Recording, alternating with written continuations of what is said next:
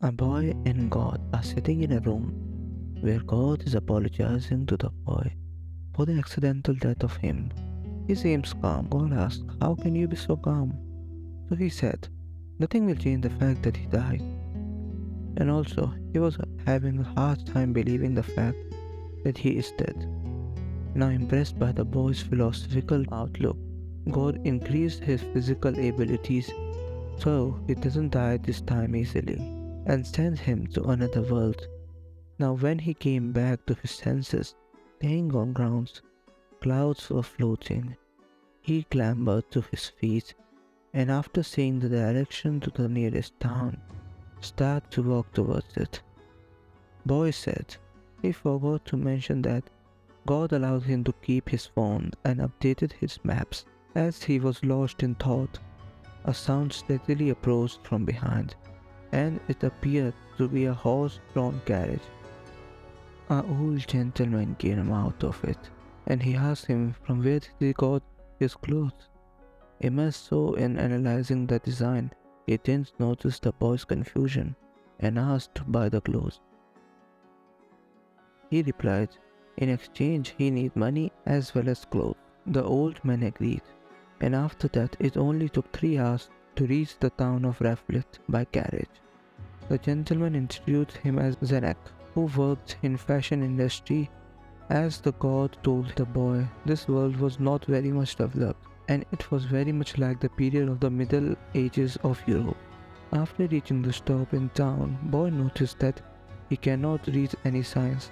The employees of the shop greeted Zenek, and the gentleman found to be the owner of that shop. The boy sold all of his clothes, including his underpants. The clothes he got in return were very comfy, and he was given 10 gold coins as fee. He asked Zenek where can he find an inn, and luckily he can read signs in the map of his phone. He reached the inn and asked the price and what can he get in 1 gold coin. She replied 50, means he can stay there for 1.5 years without lifting a finger. He asked only for 1 month of stay. She was also very happy as he didn't have much customers lately and gave him back 40 copper coins as they were out of silver coins. She asked what his name was. It was Mochijuki Tuawa and the name was reversed, means his first name was Toya. She asked if he was from Achen, but he didn't have any slightest clue about this world, so he took to his room. The view from his window was really nice, and then he went to see the town. Everything was unusual and fascinating.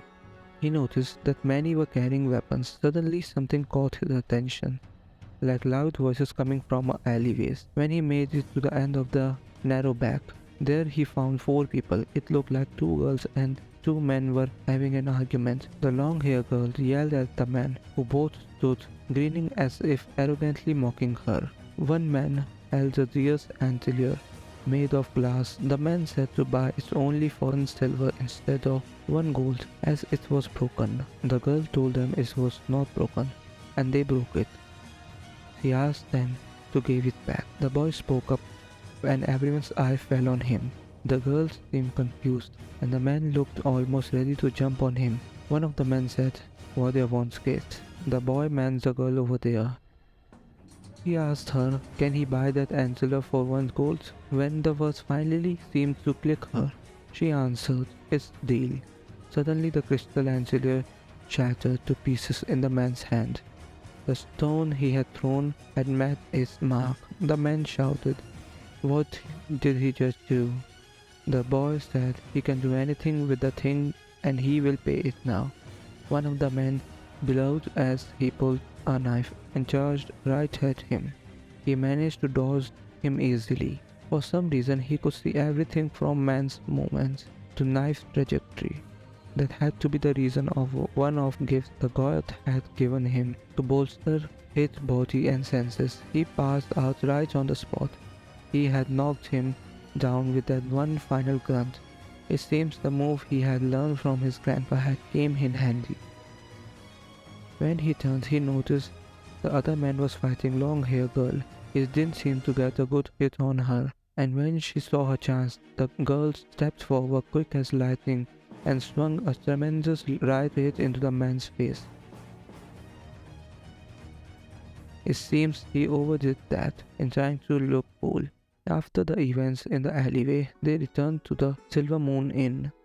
Mika, the girl from the inn over, enjoyed when he brought back new customers. The girls also just arrived in this town. They came here to deliver that deer's antler after receiving a quest from those people. The request seemed suspicious. Lindsay, the short-haired girl, spoke up to impress her older sister that they wouldn't had accept their request, but sis wouldn't listen to her. He couldn't help but wonder why they do bother to try and strike a deal with dubious characters like those guys. Aliza, the long-haired girl, said that they fear someone wanted to buy that antler right after they found that antler, and they should have just went to the guild instead of illegitimate sources. Elsa asked Lindsay that they just join the guild. Elsa replied positively that it would be the best. The guild, as the boy remembered from games, was something like Japanese government employment service center that would mediate job or prospective adventurers where you would get money after completing jobs. Boy asked them that can he also tag along to join the guild. The girls agreed, and both the girls introduced them, the long-haired girls, as Elsa Shilhowski and her younger sister Lindsay Shilhowski. The boy also told them his name and they asked if he was from Asian. If his name was reversed, the boy was getting curious of what kind of country is Asian. With that, three of them split up. The long first day in this world had finally came to an end. It was surely a busy day. First, he was transported to another world, helped a couple of girls, gotten himself in brawl. For the time being, he decided to read some news from his previous world, but his phone has restrictions that can't meddle with previous worlds, like calling, writing messages, etc. are forbidden, but can read or watch anything from there. He turned his phone off, crawled his back into bed, as he would be at the guild the next day. Thoughts like that ran through his mind until drowsiness finally overtook him.